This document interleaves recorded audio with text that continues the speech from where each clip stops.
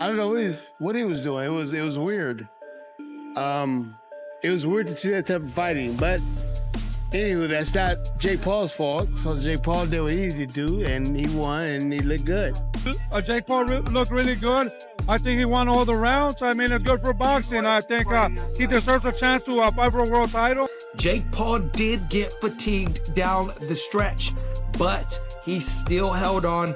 The boxing world was split after Jake Paul's win over Julio Cesar Chavez Jr. Some were impressed, others were straight up confused. Ryan Garcia gave Jake credit, tweeting, "Jake did his thing, outboxed Chavez Jr." Boxing legend Shane Mosley also praised Jake's performance, saying he moved well and fought smart, but Mosley didn't hold back. Chavez Jr. calling his behavior weird and even hinting that it might be time for him to retire. And honestly, he wasn't alone. A lot of fans and analysts agreed. People were surprised by how much Jake has improved, but just as shocked by how little Julio seemed to care. Was Chavez Jr. even trying? That's what people are asking, after that flat, disappointing performance. Many are wondering if this is the end of the road for him. Want me to add YouTube-style SEO tags or a video caption to... Jake Paul fought a great fight. You know, he moved around the way he's supposed to, throwing great punches. And for the experience he had, he did fantastic. Junior, on the other hand, he didn't throw any punches until the third or fourth round or something. He was just kind of walking forward, and I don't know what he was doing. It was weird. It was weird to see that type of fighting. But anywho, that's not Jake Paul's fault. So Jake Paul did what he needed to do, and he won, and he looked good. Where do you think Junior goes from here, in your opinion, Shane? Junior needs to retire from here. Junior needs to retire. He needs to retire. I mean, if you can't throw any punches in 2, 3, 4 rounds, you need to retire. I mean, if you can't, what are you doing? What are we doing? You just living off your father's name. Yeah. That's basically what you do, because you didn't even fight until the last round, maybe last two rounds, and threw some punches, and you had some success when you threw some punches.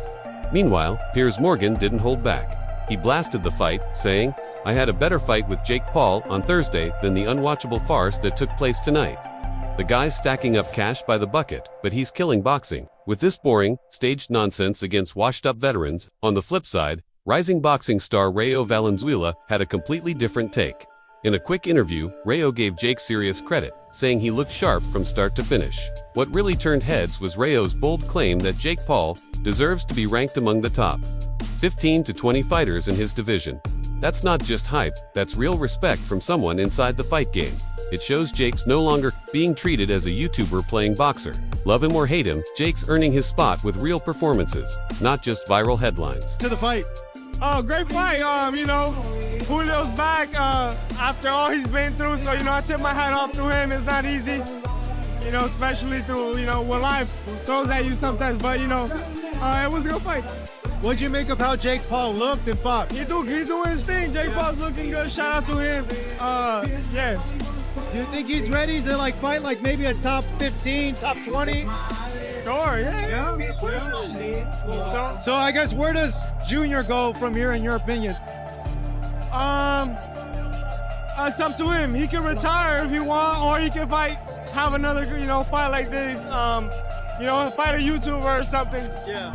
Adding fuel to the fire, Jose Benavidez, senior father and trainer of top-tier fighter David Benavidez, had nothing but praise for Jake Paul after his win over Julio Cesar Chavez Jr. Benavidez Sr. said Jake looked really good, and even went as far as suggesting a future fight between Jake and his own son, David. But the biggest shocker, he said Jake deserves a shot at a world title. That's not just some fan talking, that's a veteran trainer who's built world champions. Coming from him, it's a major shift in how Jake is being seen. This isn't just about viral knockouts or YouTube fame anymore. Jake Paul is being talked about like a real contender. And for some, in the boxing world, that's exciting. For others, it's straight up infuriating. I think Jake Paul looked really good. I think he won all the rounds. I mean, it's good for boxing. I think he deserves a chance to fight for a world title. He proved it today with the ex-world champion, Julio Cesar Chavez, that, he dominated and he did really good. What did you think of Chavez's performance? Early on, he didn't throw a lot, and then towards the end, he had some moments. Were you disappointed in Chavez? Well, I thought he was going to try to get Jake Paul a little tired. He was blocking and taking all his shots, but I think he just got tired, and couldn't execute it. So Jake Paul did a great job. Boxing commentator, Showbiz, the adult known for his sharp opinions and deep knowledge of the sport, didn't hold back after Jake Paul's latest win. According to him, Jake has grown way more as a boxer than most people are willing to admit. Pointed out that fans still write Jake off because of his YouTube background, but they're blind to the technical skill he's actually developed. Showbiz said Jake now has real timing, ring IQ, and discipline, things casual fans don't expect. But boxing insiders are starting to recognize, in his words, this isn't about hype anymore, it's about skill. And whether people like it or not, Jake Paul is becoming a serious fighter, and it's time to stop pretending he's just a gimmick. I looked at Jake, I was saying, thank you, Jake. Yep, I was saying, thank you, Jake. A lot. The thing is, not to say that because he beat a 6-year-old Mike Tyson that, that impressed me with. What I'm saying is, you couldn't really see everything that Jake possessed in that fight. He has gotten way better. I saw him training, and I'm like, the guy is good. He messed around and got good. You don't like Zurdo fight? Zurdo looked. I mean, that was one of the best I've seen. One of the best times I've seen him. No, Zurdo won this clear to me. Don't forget that was a point deduction.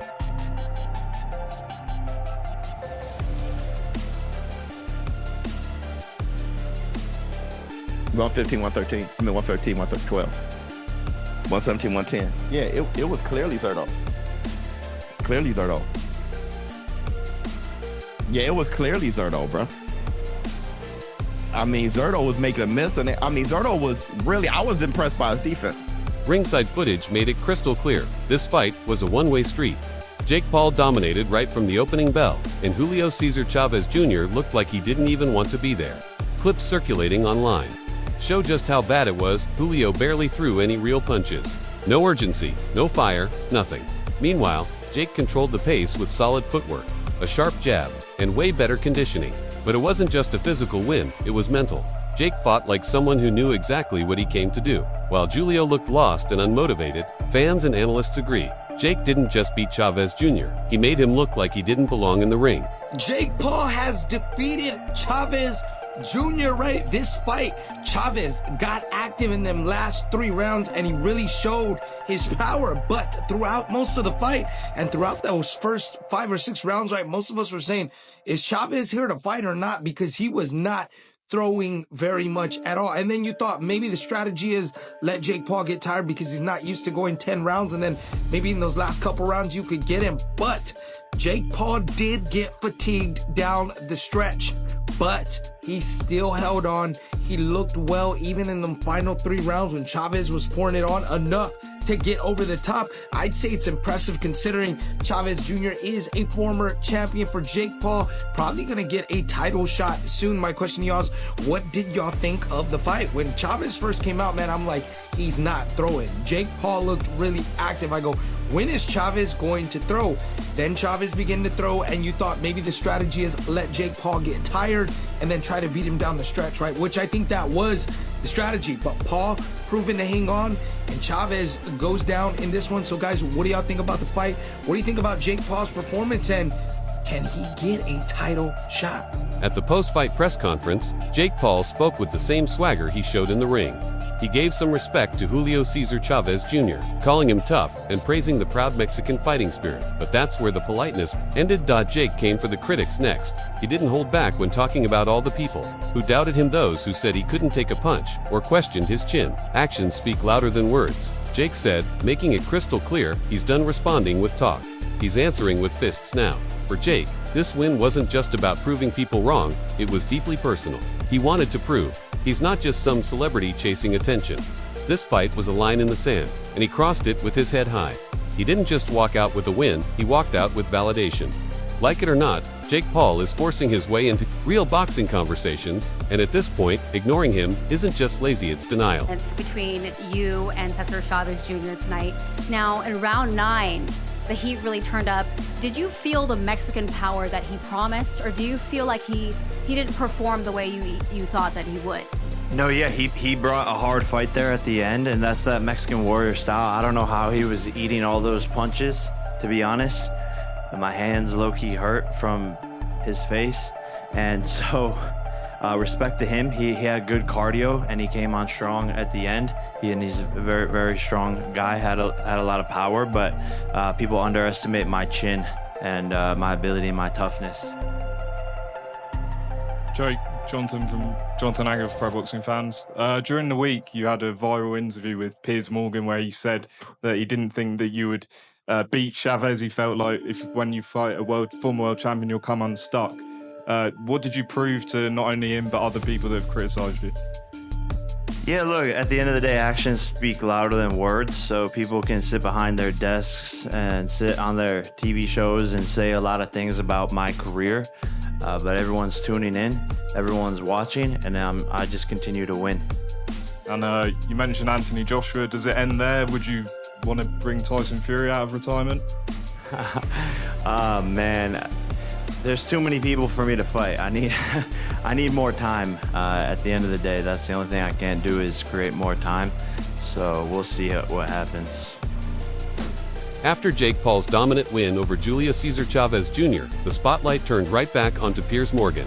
Before the fight, Piers was loud with his doubts, saying Jake hadn't faced a real, battle-tested professional in his prime. He questioned whether Jake was the real deal or just a hype machine built on viral fame and soft matchups. But Jake didn't flinch. He brushed off the criticism and stayed locked in during the lead-up. His message was clear: names don't win, fights doesn't. And when fight night came, Jake backed up every word. He didn't just beat Chavez Jr., he controlled the fight with a calm, calculated performance that showed not just physical strength, but serious mental focus and smart strategy. This wasn't just another win. This was Jake sending a loud message to fans, analysts, and especially the haters. He's not here to play boxer, he is a boxer. For critics like Piers, the result said it all. Jake didn't need to respond with tweets. The fight spoke for itself. Shit, YouTube this, YouTube that, Disney that. This shit is not a joke. I'm knocking out the best of the best, beating all of these people time in and time again. And it's about time that you old heads and all these fucking boxers who think they know about the sport put some respect on my name. Yeah, but you're not going to get... Look, you're going to make a ton of money. Listen, I think as a businessman, you are brilliant, right? I give you full credit for that. When you took on Mike Tyson as a business enterprise, there's no argument. You absolutely crushed the numbers, crushed the money, and everything else. But the idea that you can say, on the one hand, I'm a killer, I get in the ring with the best people, and you get in the ring with a guy who's 50, he's literally nearly as old as me. I'm not talking about Mike Tyson, I'm talking about Anderson Silva, Tyrone Woodley, champions in their sport, Golden Gloves champions, Ryan Borland, Andre August, undefeated fighters. The list goes but what on great and on. boxer have you been in the ring former with? world champion on Saturday, Julio Cesar Chavez Jr., son of the greatest Mexican fighter of all time, besides me, of course. Like, I don't know what you guys want to see. I tried to fight Canelo. He ducked out of it. You asked him about that. You said he's going to kill me. So what do you want? You're laughing when you say, oh, Jake is going to fight Canelo. I think you would kill him. But then you're like, oh, you're not fighting this guy. You're the problem here with this whole situation and criticism of my career. I'm trying to fight the best people, and that's why Chavez is here on Saturday. I want Canelo. I want Anthony Joshua. I want all these people. It's been 5 years in this sport. But the problem is, the only proper boxer you fought was Tommy Fury, and he beat you. And he's not even the best. He's not even the best fighter in his family. Golden Gloves champion Andre August, Brian Borland as well. Anderson Silva was an undefeated boxer. I mean, you can sit there and make up shit, but you actually don't know your facts. I've fought multiple boxers with professional records, and including Mike Tyson himself, who I think is going to be a harder fight than Chavez.